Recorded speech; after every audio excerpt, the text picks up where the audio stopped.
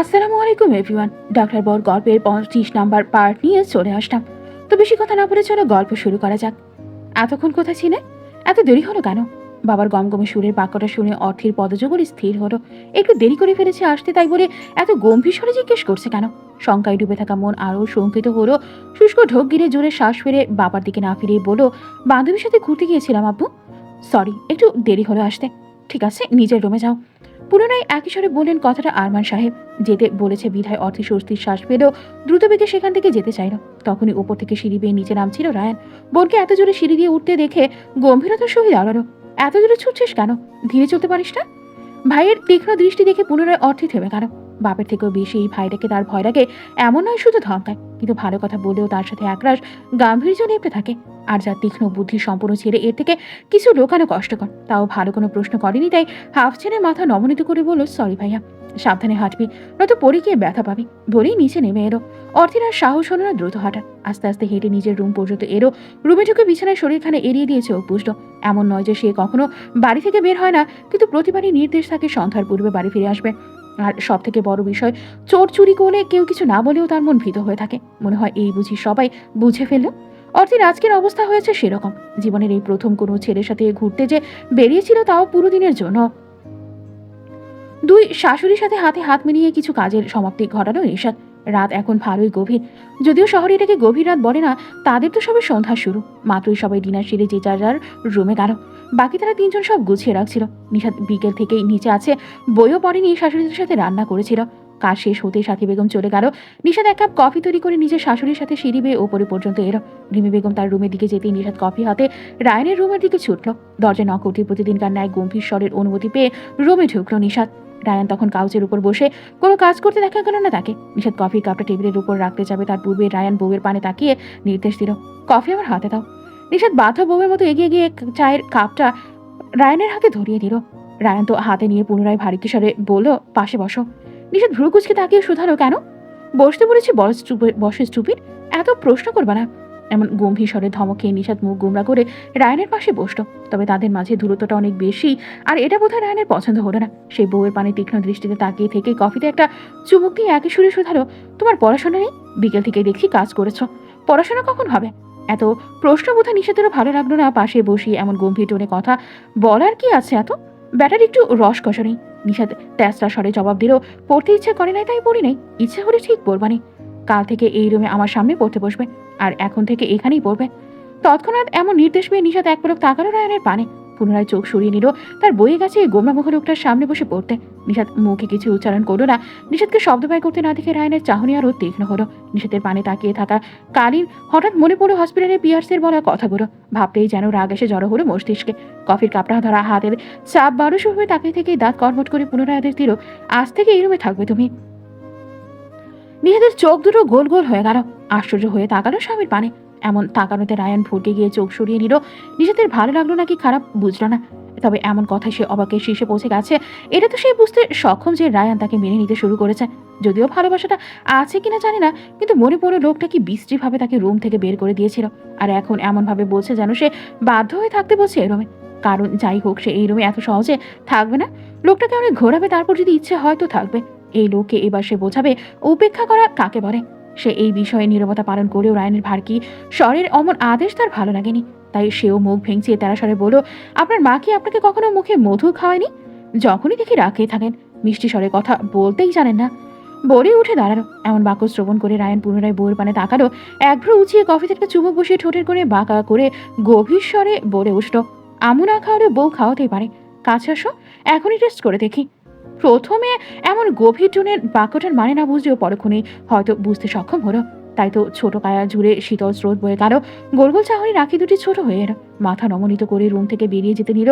লোকটাকে আর জবাব দেওয়ার ইচ্ছে হলো না। লোকটা দুদিন ধরে যা শুরু করেছে তাতে এখানে থেকে জবাব দিলে এই লোক হয়তো খারাপ কিছু ঘটাবে, নয়তো আরো নির্লজ্জ বাক্য আউড়িয়ে তাকে লজ্জা দিয়েই মেরে ফেলবে।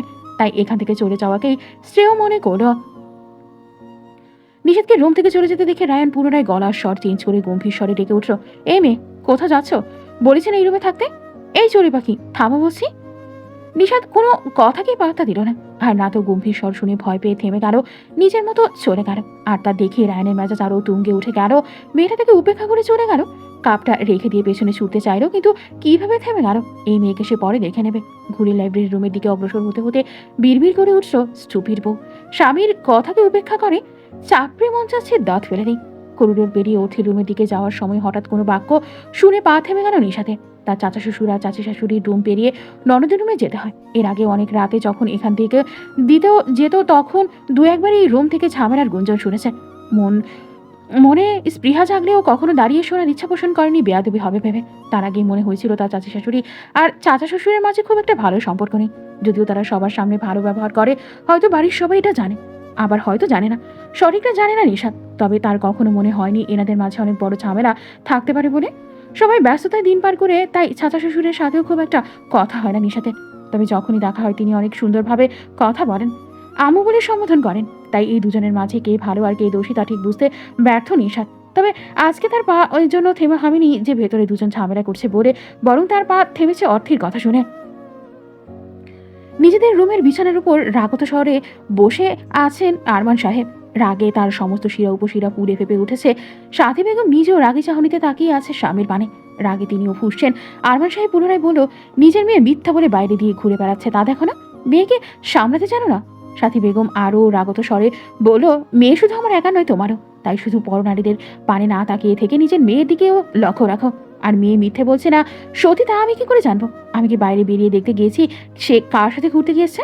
বউয়ের কথা শুনতে আরমান সাহেব ধমকে উঠল। চুপ কর অসভ্য মহিলা, রোজ রোজ এক কথা বলে মাথা খারাপ করে দেয়। মেয়েকে সামলাতে পারছে না আর আমাকে তো দোষারোপ করছে। সত্য কথা বললে গায়ে ফোসকা পড়ে, তাই না? কি ভেবেছো আমি কিছু জানি না, তাই না? সব জানি আর সব বুঝিও। আরমানবাবু চুপ রইলেন। এই নীরবতার মানে বউ সত্যি বোঝা তার জন্য, নাকি কথা বলে এই মহিলার সাথে ঝামেলা বাড়াতে চাইল না সেজন্য, ঠিক বোঝা গেল না। স্বামীকে চুপ থাকতে দেখে সাথী বেগম ওনার পাশে একটু দূরত্ব বজায় রেখে বসে বলল, মেয়েটা একটা ছেলের সাথে ঘুরতে বেরিয়েছে মানে নিশ্চয়ই তার সাথে কিছু আছে। কে সে? জেনে বিয়ে দিয়ে দাও, এত ভাবার কি আছে? আরমান সাহেব কিছু বল চুপ করে থেকে বলে উঠল, ছেলেটাকে দেখে মনে হলো খুবই সাধারণ কেউ, আমাদের মেয়ের সাথে ঠিক যায় না। আমি হয়তো বন্ধু ভেবে ছেড়ে দিতাম, কিন্তু মেয়ের মিথ্যা বলাতে শিওর ওই ছেলের সাথে কিছু একটা আছে। তাই যা করার দ্রুত করতে হবে। সাধারণ কেউ শুনে সাথী বেগমেরও একটু বিরক্ত লাগলো। ওনার কাছে এখন পরিষ্কার মেয়ে কেন সকালে অমন করে সেজে বেরিয়েছিল, কিন্তু স্বামী কিছু করতে চায় কথাটা শুনে একটু আশ্চর্য হয়ে জিজ্ঞেস করলো, কি করতে চাইছো তুমি? মেয়ে যখন মিথ্যা বলতে গিয়ে শিখে যায় তখন সে বড় হয়ে যায়। এতদিন মেয়ে ছোট করে কাউকে বিয়ের জন্য ডেকে আনিনি, কেউ বললেও বারণ করে দিয়েছে, কিন্তু এখন মেয়ে কিছু ঘটানোর আগেই দ্রুত মেয়ের বিয়ে দিতে চায়। স্বামীর কথা শুনে সাথী বেগম পুনরায় বলল, কিন্তু মেয়ে যদি রাজি না থাকে তাহলে কি করবে? এই পর্যন্ত এসে নিশা তার দরজার সামনে দাঁড়িয়ে থাকতে পারল না। সে সরে অর্থের রুমের দিকে ছুটল। এতক্ষণ দরজার কাছাকাছি থাকায় স্পষ্ট সবই শুনেছে। জানে সে কাজটা ঠিক করেনি, কিন্তু কৌতূহলের কাছে হার মেনেছিল সে। তার চাচা শ্বশুরের ভাষ্যমতে অর্থী একটা ছেলের সাথে ঘুরতে বেরিয়েছিল, আর ছেলেটা খুবই সাধারণ। আর অর্থী আপু তার ভাই মানে নির্ভরকে পছন্দ করে। সে সাধারণ হয়ে যোগ্যতার কাছে অসাধারণ। তার মানে অর্থী আপু মিথ্যা বলে তার ভাইয়ের সাথে ঘুরতে বেরিয়েছিল বুঝি? ভাবতেই নিষেধের রূপ কেঁপে উঠল। এই কথা জানাজানি হলে কি ঘটবে এই বাড়িতে? এতদিন ভাবতো হয়তো তার চাচি একাই মেনে নিতে চাইবে না, কিন্তু আজ শিওর তার চাচা শ্বশুরও এই সম্পর্ক মানবে না।